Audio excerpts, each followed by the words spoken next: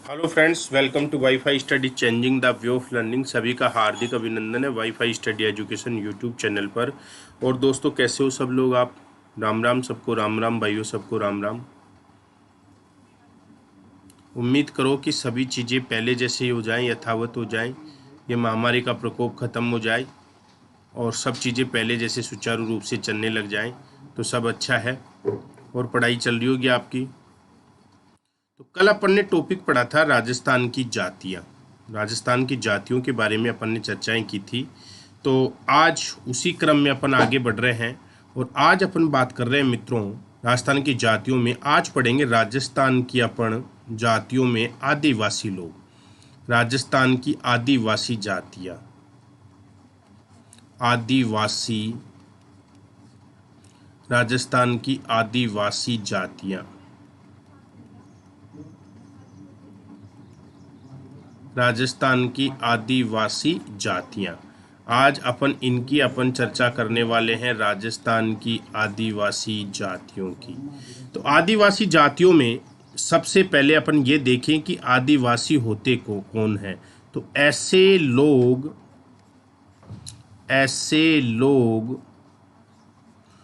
जो आज भी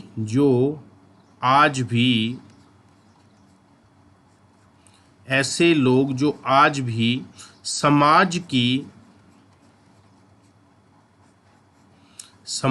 की मुख्य धारा से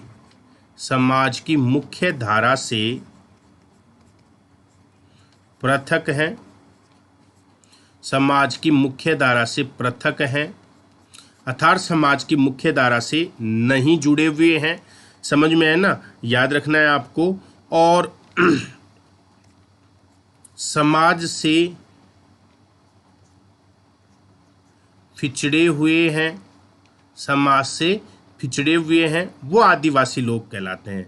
ऐसे लोग जो आज भी समाज की मुख्य धारा से पृथक हैं तथा पिछड़े हुए हैं वो क्या कहलाते हैं? आदिवासी लोग कहलाते हैं। ये आपको ध्यान रखना है, ठीक है। तो अब राजस्थान में आदिवासी लोगों की बात करें तो सबसे पहले अपन बात कर रहे हैं मीणा की बात कर रहे हैं। आदिवासी लोगों में सबसे पहले एक एक को अपन क्लियर करेंगे। तो आदिवासी लोगों में सबसे पहले अपन बात करें जो मीणा है उनकी अपन चर्चा करेंगे। तो मीणा जो है बहुत सारे कैटेगरी में बटे हुए हैं। तो याद रखना है मीणा कौन कौन से मीणा है और कहाँ कहाँ पाए जाते हैं। तो याद रखना है मीणा ये सबसे ज़्यादा जयपुर में पाए जाते हैं। मीणाओं का सकेंद्र कहाँ पे है? जयपुर में है, याद रखना है। लेकिन जो भील मीणा है वो कहाँ पाए जाते हैं? उदयपुर में। भील मीणा कहाँ पाए जाते हैं? उदयपुर में, याद रखना है आपको। और आदिवासियों में मीणाओं के अलावा एक आपके है गरासिया जाति राजस्थान में है। गरासिया सिरोही में पाए जाते हैं। फिर इसके अलावा सहरिया जाति है। सहरिया आपके कहाँ पाए जाते हैं? बारां में। सहरिया के अलावा डामोर हैं। डामोर पाए जाते हैं डूंगरपुर में। एक जाति है सांसी।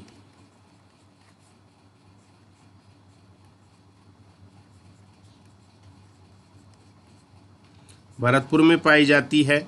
एक है आपकी जाति खतोड़ी, ये उदयपुर में पाई जाती है। खतोड़ी उदयपुर में, कोटड़ा के आसपास। उदयपुर में बेसिकली कहाँ पाई जाती है? ये कोटड़ा। ये जातियां हैं जो इस प्रकार से यहाँ आपको देखने को मिलती हैं। ये आपको ध्यान रखना है मित्रों।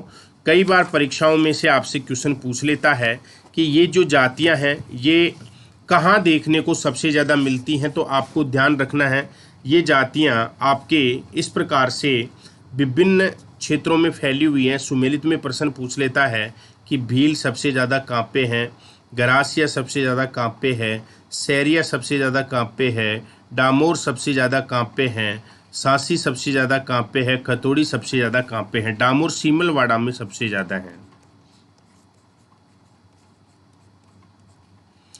सीमलवाड़ा में।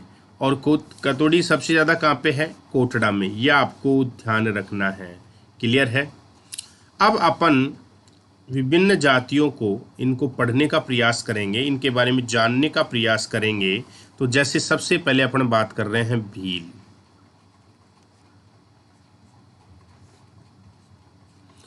जो भील होते हैं, भीलों के बारे में अपन बात करें तो जो भील लोग होते हैं, इनका भील का तात्पर्य क्या होता है? भील का तात्पर्य होता है तीर चलाने वाला। तीर चलाने वाला।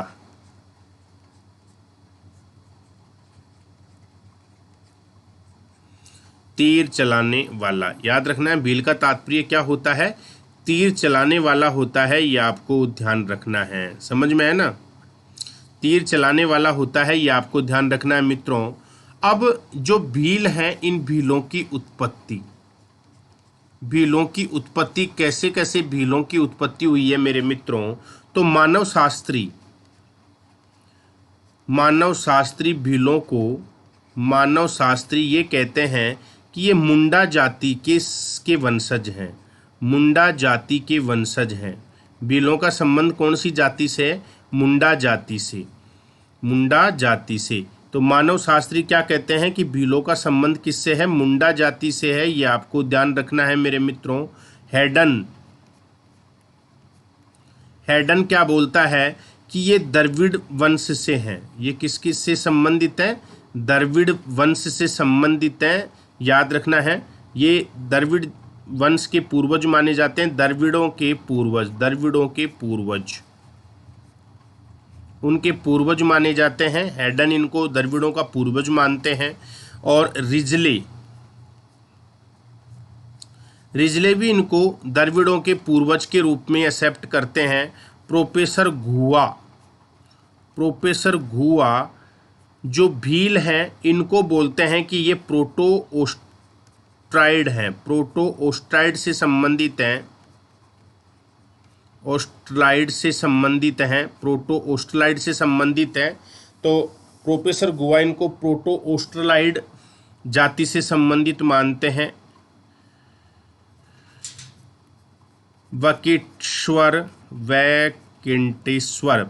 वैकेंटेश्वर क्या बोलता है इनको मेरे मित्रों कि ये प्रोटो मेडिटेरियम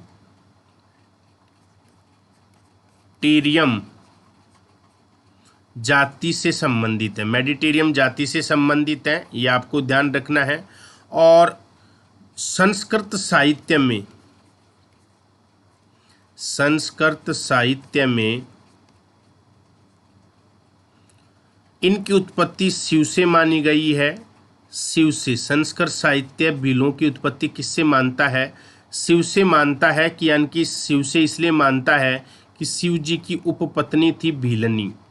शिव जी की उपपत्नी क्या थी? भीलनी थी। और उसी से इनकी उत्पत्ति हुई है, भीलनी से। ये आपको ध्यान रखना है। ठीक है ना? तो ये भीलों की उत्पत्ति से संबंधित कुछ मत हैं। मानव शास्त्री इनको मुंडा जाति से, हैडन द्रविड़ों के पूर्वज, रिजले द्रविड़ों का पूर्वज, प्रोफेसर गुआ प्रोटो ओस्ट्राइड मानता है, वेंकटेश्वर प्रोटो मेडिटेरिज्म मानता है, संस्कृत साहित्य इनकी उत्पत्ति शिव से मानता है। शिव की एक उपपत्नी थी भीलनी, उनकी ये संतान मानी जाती है। ये आपको ध्यान रखना है। चलें आगे। अब भीलों के शारीरिक लक्षण की अपन चर्चा करेंगे। भीलों के शारीरिक लक्षण।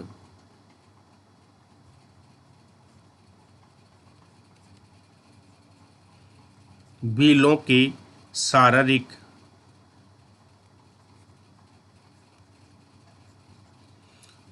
लक्षण। भीलों के शारीरिक लक्षण क्या क्या है? तो भीलों के शारीरिक लक्षण की अगर मैं बात करूं तो सबसे पहले अपन बात करते हैं पुरुष। पुरुष जो भील होते हैं वो कैसे दिखते हैं? ये मोस्टली छोटे कद के होते हैं। पहली बात, ये इनका कद कैसा होता है? छोटा कद के होते हैं। ये आपको ध्यान रखना है। और इनका जो रंग होता है वो थोड़ा सांवला होता है।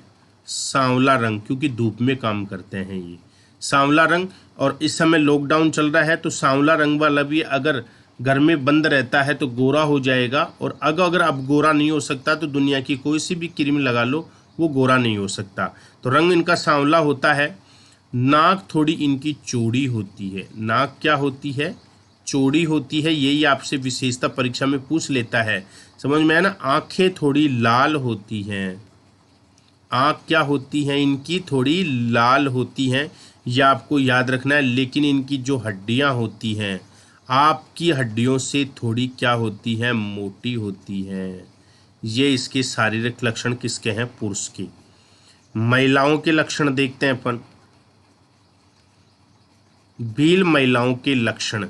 भील महिलाओं के लक्षण बात करें तो इनका जो रंग होता है वो गेहूं जैसा होता है, गेहुआ रंग होता है। महिलाओं का रंग कैसा होता है? गेहुआ रंग होता है, याद रखना है। शरीर की अगर मैं बात करूं, इनका शरीर कैसा होता है? तो शरीर इनका सुगठित होता है, सुगठित होता है। ये महिलाओं के शारीरिक लक्षण हैं। तो पुरुषों में छोटा कद, रंग सांवला, नाक चौड़ी, आँख लाल, हड्डियाँ मोटी होती हैं। महिलाएं रंग इनका गेहुआ होता है, शरीर इनका सुसंगठित होता है। ये महिलाओं के लक्षण हैं। क्लियर है? क्लियर है? अब देखो मित्रों, वस्त्रों के आधार पर, वस्त्रों के आधार पर, वस्त्रों के आधार पर भील दो प्रकार के होते हैं। भील दो प्रकार के होते हैं। वस्त्रों के आधार पर भील कितने प्रकार के होते हैं? दो प्रकार के। ठीक है। एक होता है लंगोटिया भील। तुम बोलते हो तू तो मेरा लंगोटिया यार है, तुम भी कभी बोलते हो तू तो मेरा लंगोटिया यार है। तो एक होता है लंगोटिया भील। लंगोटिया भील क्या होता है? कमर में लंगोटी पहनते हैं। कमर में क्या पहनते हैं? लंगोटी। जानते होंगे, लंगोटी लपेट लेते हैं कमर में, समझ में है ना। और इस लंगोटी को क्या बोलते हैं? ये खोइतू बोलते हैं। इस लंगोटी को क्या बोलते हैं? खोइतू। इस लंगोटी को ये क्या कहते हैं? खोइतू बोलते हैं। याद रखना, जो भील एक कमर में लंगोटी लपेट लेता है, समझ में आया ना, तो उसे लंगोटिया भील कहते हैं। ये केवल लंगोटी पहनते हैं, इसको खोइतू बोलते हैं। एक होता है पोत्या भील। पोत्या भील, पोत्या भील। सिंघम पिक्चर याद मत रख लेना, कभी टाट्या याद रख लो। ये पोत्या भील है। तो पोत्या भील क्या करते हैं? ये कमर में धोती पहनते हैं। कमर में धोती। एक तो अरे लंगोटी का मतलब लोंगी नहीं होती है क्या? खुली लोंगी, समझ में है ना। तो वो लोंगी वाले, उनको खोइतू बोलते हैं। और जो धोती पहनते हैं ना, इसे फालू बोलते हैं। क्या बोलते हैं? फालू। याद रखना है, फालू। ये शब्द याद रखना है, फालू और खोइतू। तो लंगोटिया भील खोइतू पहनते हैं, पोत्या भील फालू पहनते हैं। याद रखना है। लंगोटिया भील वो भील होते हैं जो कमर में एक लंगोटी लपेट लेते हैं और उस लंगोटी को खोइतू बोलते हैं, खुली होती है। पोत्या भील धोती पहनते हैं। जानते हो धोती कैसे पहनी जाती है? ठीक है, साड़ी की बात नहीं कर रहा, पुरुषों की धोती की बात कर रहा हूँ। कभी धोती सोचो कि साहब लपेट लेते हैं, ऐसे फालू बोलते हैं इसको। क्लियर है? अब मेरे मित्रों, इनसे संबंधित अपन कुछ शब्दावली देखेंगे, भीलों से संबंधित। भीलों के शब्द।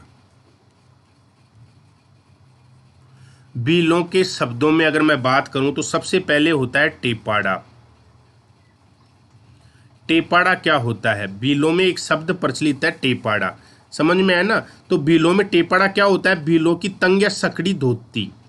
ये तंग जो टाइट होती है, तंग या सकड़ी, सकड़ी धोती,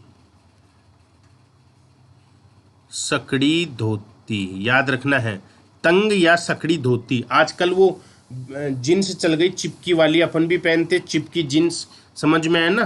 तंग, अब ऐसे भील भी तंग धोती पहले के ज़माने में पहनते थे। देखो आज आप उनकी फैशन को देख के फैशन अपना रहे हो, टाइट चिपकी जीन्स पहनना, छोटी जीन्स पहनना, ठीक है ना। तो ऐसे ये तंग धोती पहनते थे, सकड़ी धोती पहनते थे, जिसको बोलते हैं टेपाड़ा।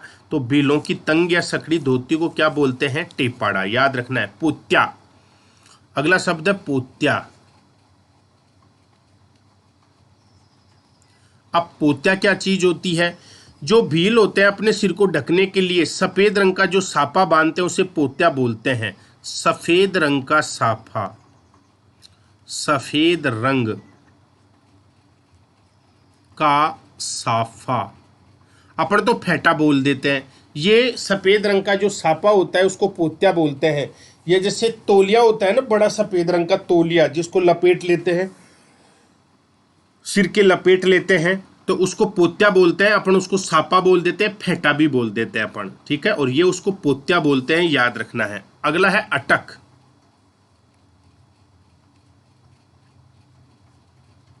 अटक क्या चीज होती है मित्रों? तो जो भीलों के जो गोत्र होते हैं उन गोत्रों को अटक कहते हैं। अपन खाप बोल देते हैं गोत्रों को, गोत्रों को, गोत्रों को क्या कहते हैं? अटक। जैसे अपन तो बोल देते हैं खाप, समझ में है ना। या अपन बोल देते हैं कि सरनेम क्या है, जैसे बोल देते हैं ना किसी का गोत्र क्या है, किसी का अलग है, सबका अलग अलग गोत्र आप जानते हो। तो गोत्रों को ये अटक कहते हैं, समझ में आया? याद रखना है अटक। तो टेपाड़ा तंग या सकड़ी धोती होती है, पोत्या सफेद रंग का सापा होता है, अटक इनके गोत होते हैं। कछाबू,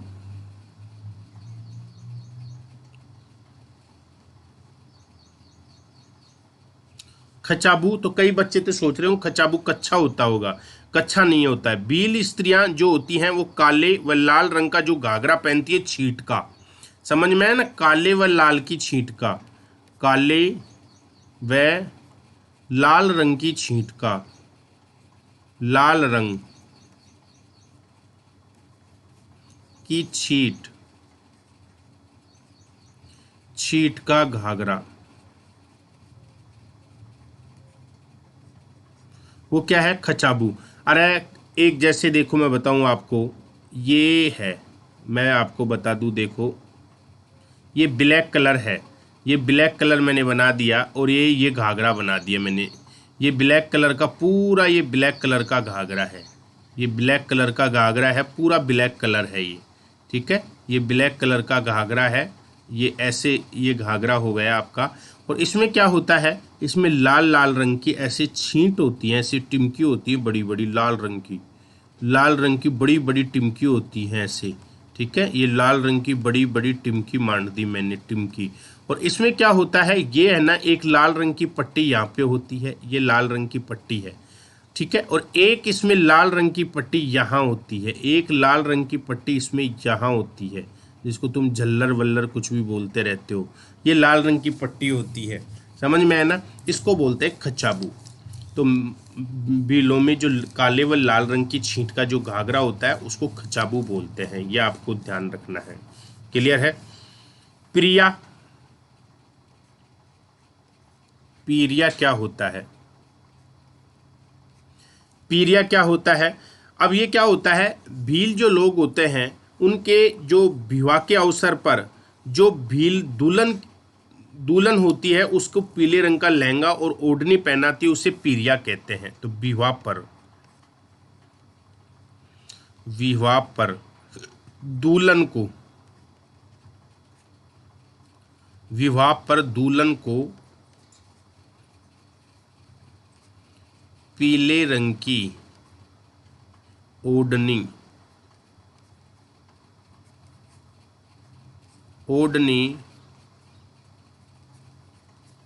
पहनाना, पीले रंग की जो ओढ़नी पहनाते हैं, समझ में है ना। लहंगा जरा अपने जो बरी होती है, अपन तो बरी बोलते हैं, ये पीले रंग की ओढ़नी पहनाती हैं, पीले रंग का इनका बेस होता है, उसे पीरिया कहते हैं, ये आपको ध्यान रखना है। सिंदूरी, अगली टर्म है सिंदूरी। सिंदूरी क्या होती है? सिंदूरी क्या होती है? भील जो दुल्हन है जो विवाह के अवसर पर लाल रंग की साड़ी पहनती है उसे सिंदूरी बोलते हैं। विवाह पर दुल्हन को लाल रंग की साड़ी पहनाना, लाल रंग की ओढ़नी पहनाना। अगर पीले रंग की पहनाते हैं तो पीरिया, और लाल रंग की पहनाते हैं तो सिंदूरी। याद रखना है, पीले रंग की पहनाएंगे तो क्या कहलाएगा? पीरिया, और लाल रंग की पहनाएंगे तो क्या कहलाएगा? सिंदूरी। ठीक है। अब अगला है फायरे फायरे। फायरे फायरे, ये इनका युद्ध के समय काम आने वाला वाक्य है। युद्ध के समय, जब युद्ध के समय का रणघोष, युद्ध के समय का रणघोष, जब इनका किसी से कोई विवाद हो जाता है, समझ में आए ना, तो एक साथ ये टूट के पड़ते हैं फायरे फायरे का नारा लगाते हुए। फायरे फायरे का मतलब होता है फाड़ दो फाड़ दो, तो सामने वाले को फाड़ दो फाड़ दो। तो लड़ाई में तो फाड़ना ही तो होता है, अरे लड़ाई में तो फाड़ना ही तो होता है। ठीक है, यानी कि या तो खुद फट जाते हैं या खुद फाड़ के आ जाते हैं। सिर पे माथा फोड़ दिया, ये कर दिया, तो फायरे फायरे फाड़ना होता है। और फाड़ने का मतलब लड़ाई में फाड़ना, यानी कि युद्ध के समय, लड़ाई के समय इनके द्वारा काम लिया जाने वाला रणघोष है। जैसे दो ग्रुपों में लड़ाई हो रही है, भीलों की लड़ाई किसी और से हो जाती है, समझ में आए ना, तो ये फिर आपस में लड़ते हुए बोलते हैं फायरे फायरे। तो इनमें जोश आता रहता है कि अपन को अब इसको क्या करना है? फाड़ना है। ठीक है। अगला है टापरा।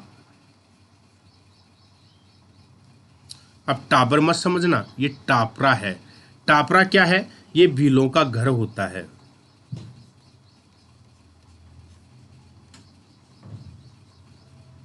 भीलों का घर, तो भीलों के घर को क्या बोलते हैं बच्चों? टापरा बोलते हैं। अगला है भंगेरी। भंगेरिया।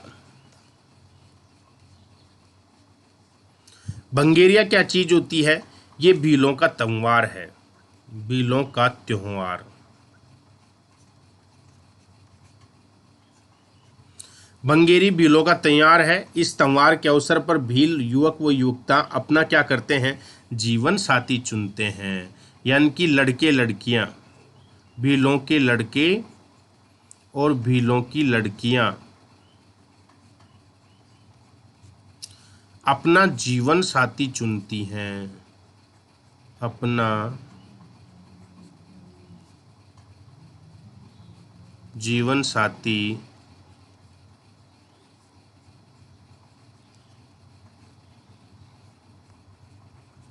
चुनती हैं। तो भंगेरिये अवसर पर भील लड़का और लड़की अपना जीवन साथी चुन लेते हैं। तो बहुत सोच रहे होंगे कई तो कि सर हमारा त्योहार कब आएगा? ऐसा कोई त्योहार आता है क्या हमारा भी, जो हम भी अपन जीवन साथी चुन लें? तो त्योहार क्या आता है? आते हैं ना, सम्मेलन आते हैं, सम्मेलन में चले जाओ, वहाँ पे आप जीवन साथी चुन सकते हो। ठीक है। फलाया पाल, अगला टर्म है आपका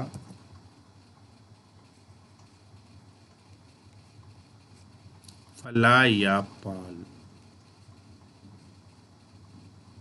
फलाया पाल समझ में आया ना? तो फलाया पाल क्या होता है? भीलों की झोपड़ियों का समूह।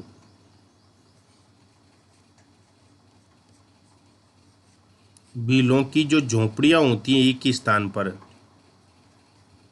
भीलों की झोपड़ियों का समूह।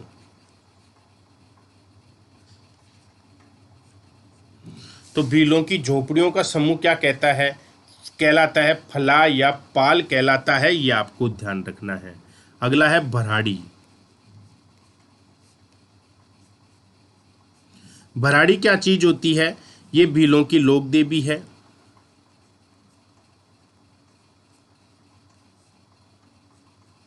पहली बात तो भराड़ी भीलों की लोक देवी है, समझ में आया ना? इस लोक देवी का विवाह के अवसर पर चित्रण होता है। इस लोक देवी का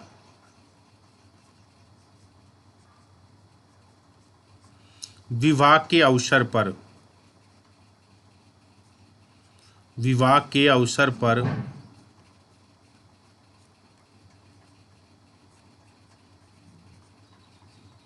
चित्रण होता है। विवाह के अवसर पर क्या होता है? चित्रण होता है। ये आपको ध्यान रखना है। विवाह के अवसर पर इनका क्या होता है? चित्रण किया जाता है अपने घर के बाहर। समझ में आया ना। जैसे ये सपोज करो मैं आपको बना दूं, ये मेरा घर बना दिया मैंने, ये एक झोंपड़ी है बिलों की, ये बना दी मैंने, एक झोंपड़ी बना दी, ये झोंपड़ी है, ठीक है, ये झोंपड़ी है, और ये झोंपड़ी की, ये झोंपड़ी, ये घर है, ये दीवार है, ये मेरा एंट्री गेट है। इस दीवार के ऊपर है ना ये झोंपड़ी रखी हुई है, ये झोंपड़ी है बिलों की, ये क्या है, झोंपड़ी, कोई मकान है, ये झोंपड़ी बना दी मैंने लो, ठीक है। अब इस दीवार के ऊपर यहाँ पे अपनी लोक देवी का विवाह के अवसर पर चित्र बना देते हैं। जैसे बहुत सुंदर सा माता का चित्र बना देते हैं, ऐसे भराड़ी माता का चित्र बना देते हैं, ठीक है ना, विवाह के अवसर पर। तो ये भराड़ी रहता है, याद ध्यान रखना है। तो भराड़ी बिलों की एक लोक देवी है और इसका विवाह के अवसर पर दीवार के ऊपर जो चित्र बनाया जाता है उसको बोलते हैं भराड़ी, याद रखना है। कू, कू का क्या होता है, कू क्या चीज होती है, तो ये बिलों के, जो बिलों का आयताकार घर होता है उसको कू बोलते हैं, आयतनुमा घर को, आयतनुमा, आयतनुमा घर, बिलों का जो आयतनुमा घर होता है उसको कू बोलते हैं। इसकी जो दीवार होती है वो बांस की बनी होती है, ये आपको ध्यान रखना है। कू, आयतनुमा घर। एक होता है डलिया, डलिया क्या होता है, घर के बाहर अतिथियों को बैठाने के लिए बरामदा, घर के बाहर, घर के बाहर जो इनके गेस्ट आते हैं, घर के बाहर अतिथि को बैठाने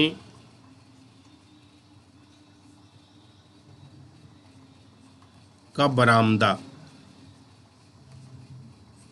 बरामदा।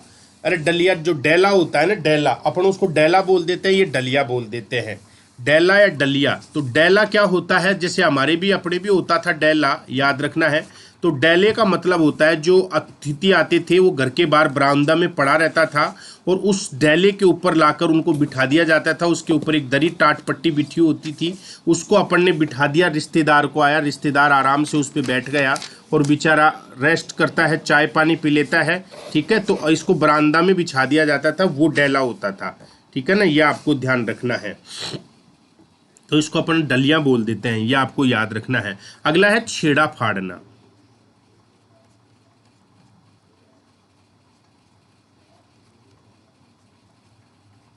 छेड़ा फाड़ना क्या होता है, बिलों में यह तलाक की रस्म है, तलाक की रस्म,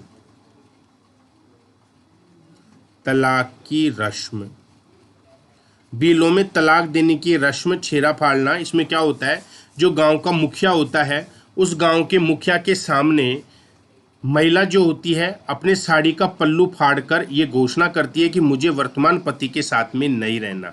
तो तलाक की रस्म है, इसमें क्या करती है, महिला साड़ी का पल्लू फाड़ देती है, साड़ी का पल्लू, पल्लू क्या करती है, फाड़ देती है, याद रखना है।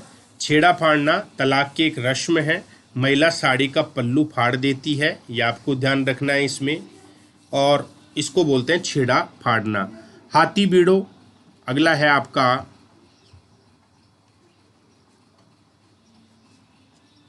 हाथी बेड़ो। हाथी बेड़ो क्या होता है मित्रों, ये विवाह की रस्म है, बिलों में क्या है, विवाह की रस्म। क्या होता है इस विवाह की रस्म में, इसमें क्या होता है, भील लोग पीपल, बरगद और सागवान, साल जैसे पेड़ को साक्षी मानकर पति पत्नी बन जाते हैं। विवाह की रस्म है तो इसमें क्या करते हैं, भील लोग, भील लोग पीपल को, बरगद को, अन्य वृक्षों को, अन्य वृक्ष को क्या मानते हैं, साक्षी, साक्षी मानकर पति पत्नी बन जाते हैं, पति पत्नी बन जाते हैं, ये आपको ध्यान रखना है, क्लियर है। अब हरज, हरज क्या होता है? पति होता है। हरज क्या होता है? पति, पति का नाम। भीलनी अपने पति को हरज कहती है, याद रखना है। भीलनी अपनी पत्नी को क्या बोलती है? हरज। लाडी, ये पत्नी का नाम है, तो भील अपनी पत्नी को लाडी कहता है, याद रखना है। तो हरज पति का नाम है, लाडी पत्नी का नाम है। भीलों में जो जैसे पति पत्नी बन गए तो पति को तो बोलते हैं हरज और लाडी बोलते हैं पत्नी को। लाडी को घर में ले आओ, हरज को ले आओ। जब सासरे जाएंगे तो जो जवाई होता है उसको बोलते हैं हरज साहब आ गए, हमारे हरज साहब आ गए, ठीक है। और जब ससुराल लड़की जाती है तो उसकी सास बोलती है कि लाडी को घर में ले आओ। एक है गोदना गुदवाना। गोदना, गोदना क्या चीज होती है? ये भील जाती है ना अपने शरीर पर, अपने शरीर पर एक प्रकार का, ये मैं देसी भाषा में लिख लूं, टेटू मांडना, टेटू बनाना, टेटू बनाना। अरे जानते हो ना अपन, तुम यहाँ पे अपने यहाँ पे लिखवा लेते हो कुछ कुछ, छम्मक छल्लो, समझ में है ना। और यहाँ पे हाथों पे कुछ कुछ नाम लिखवा लेते हो तुम, जिसको ज़्यादा चाहते हो उसका नाम लिखवा लेते हो। एक बड़ा सा सांप बनवा लेते हो, हनुमान जी की फोटो बनवा लेते हो, टेटू मार लेते हो बड़े बड़े, उसको गोदना बोलते हैं। समझ में है ना, ये ध्यान रखना है। विभिन्न प्रकार की आकृतियों के चित्र, शरीर पर विभिन्न आकृतियों के चित्र, भिन्न भिन्न आकृति के चित्र, आकृति के चित्र, भिन्न भिन्न आकृति के चित्र। क्लियर है? क्लियर। दूसरा देखो, अगला अगला एक टर्म हो रहा है आपका मंगरूठी, मैंगरूठी। मंगरूठी है भीलों के सामान्य वस्त्र, भीलों के सामान्य वस्त्र,